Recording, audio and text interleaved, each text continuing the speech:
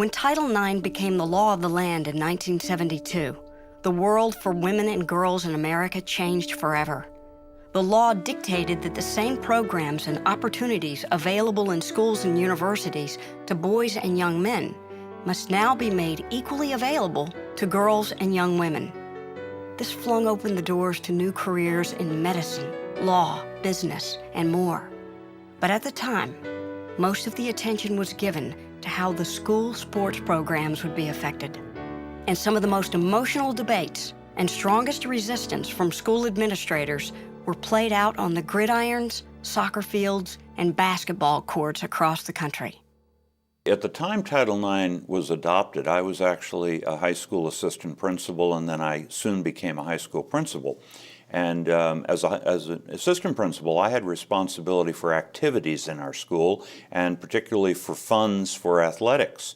And I remember the concern that was being expressed about whether or not we could afford to implement Title IX, whether we could afford to offer as many sports for girls as we did for boys.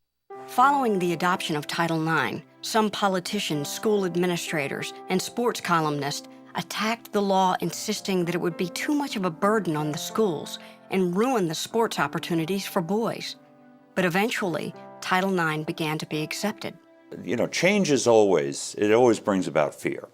And there was concern initially that if we tried to implement Title IX, we were going to lose quality in other sports programs. And of course, those fears were unfounded. The truth of the matter is, as we implemented some girls' sports, they became very, very popular. They became moneymakers in themselves. And the truth of the matter is that we moved the money around and made this thing work from a financial standpoint. And parents enthusiastically supported more opportunities for their daughters than they had ever known before. But while these girls and young women now had an opportunity to play sports, oftentimes their experience was far from equal to their male counterparts. WNBA star and Olympic gold medalist Lisa Leslie remembers what it was like. Well, it was interesting. I think the transition going into college and just recognizing the difference between the men and women's program. And in fact, the guy that I dated played on the men's team, so it was kind of up close and personal in regards to what they got and what we received. They stayed in a hotel prior to home games, and we did not. We only stayed in a hotel when we made the playoffs. So, you know, it was just a totally different experience to see that we are all treated differently just based on our gender. That's hard to swallow. Not just the girls and young women playing the sport, but the women coaches had to struggle and sometimes pay the price of standing up for themselves. My senior year, my coach got fired because she wanted to receive, you know, equal pay to our men's coach, who at that time was George Ravelli. And so Marion Stanley took the stance, and they fired her. And it was unfortunate because we had gone to the NCAA tournament. We had made it to the Final Eight. Our men, I don't even think, well, they made it to the tournament, I think, once, and then they went to the NIT. Not in equal at any way in regards to how far we had gone and our rankings. But even with the inequities, women were at least now in the game. Girls and women who had been standing on the sidelines now ran, jumped, and leapt into sports at all levels. In 1974, Little League officials finally allowed girls to play. By 1976, in middle and high schools, the number of girls' basketball teams had increased to 15,000, triple the number from 1970. The number of high school volleyball teams increased almost tenfold. But as the 1980s approached, the country was beginning to experience a cultural shift. After 2 decades of unrest and social change, the nation longed for a return to a less radical time. Some politicians also started to criticize the funding of so many social programs. And one area targeted for review and possible elimination was Title IX, a law which most now took for granted. There's a certain complacency that sets in, like, okay, well, that's there and that's done, and now we move on, because that's all taken care of now. It's unfortunate that we always have to fight for Title IX. You know, I always say it's not our fault that we were born girls, you know, we just want to play too. But we always have that kind of uphill battle in regards to finding our place here in the world.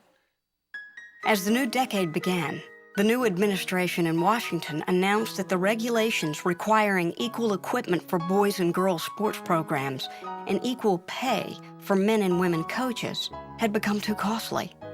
Around the same time, a small college in Pennsylvania, Grove City College, filed a federal lawsuit insisting that Title IX was unconstitutional.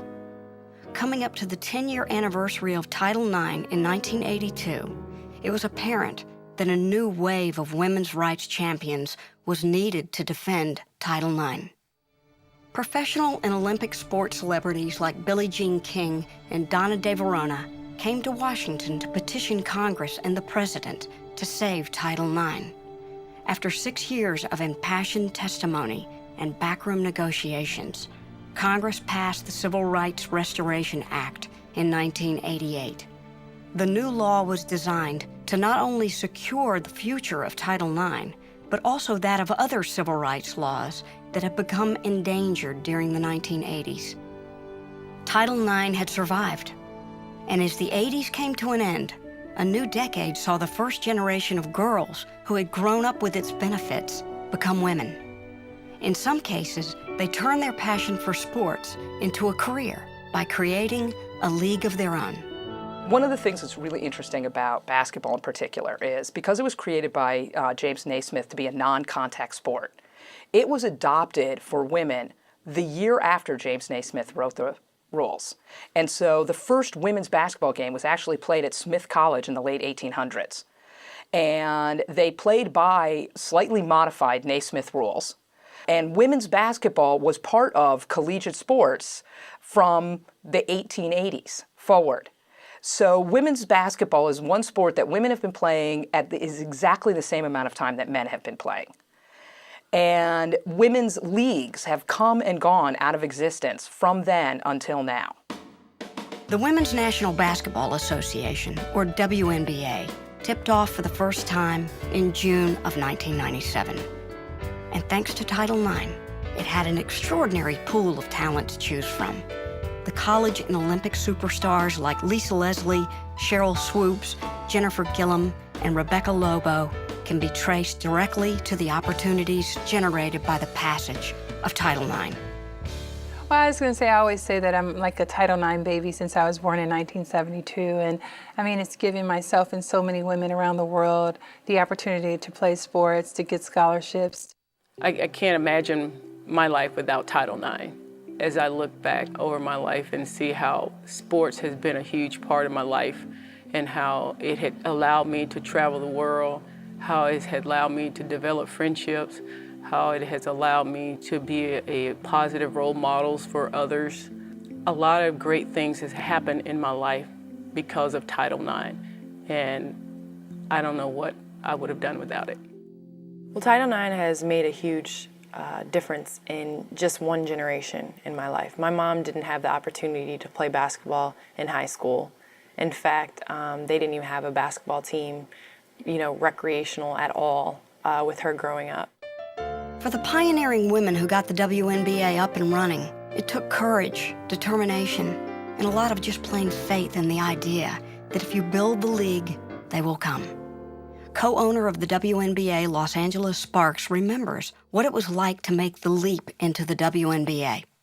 The interesting thing about the WNBA, when Carla Christopherson and I started thinking about whether or not we wanted to do this, we started thinking about it in a serious way instead of a, sort of like, woohoo, wouldn't it be cool?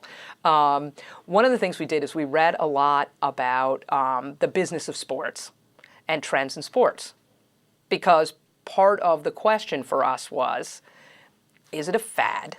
There have been women's leagues that have come and gone, and they've been buried in the dusts of, forgotten time. But the WNBA proved to be no fad.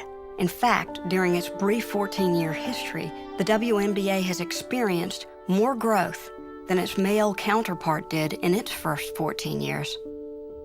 Well, I think that a lot of people like to compare, the WNBA to the NBA right now. but they want to compare the WNBA of now to the NBA of now. And I think that that's clearly unfair. The NBA has been around for more than 50 years.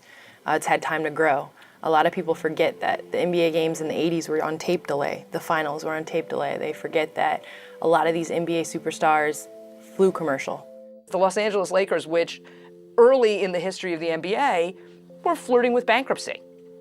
And you know, one of the statistics is that it took the NBA 30 years to develop the audience that it took the WNBA 10 years to develop. Well, I think it's tough to compare the WNBA to the NBA because we're talking about the NBA when it was 50 years ago. And when you compare those two, we're actually further along in regards to fan support, the way that we travel.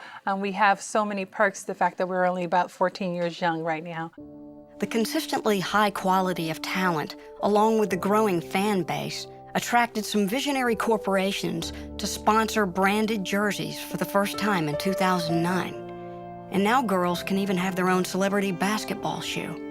I think that more girls are signing up at a more rapid rate than boys. And I think that that was one thing that Adidas approached me with when starting to design my signature shoe, is the opportunity and the avenue that, you know, to reach these young girls and to not have them walk around wearing the newest Jordans or wearing, you know, some other man's shoe, is to actually have a shoe for themselves and made by a woman for a woman. The WNBA and other women's sports organizations are here to stay and keep growing every year. But it all begins with the opportunity given to a young girl who can discover a passion, develop a talent, and realize a dream to become second to none.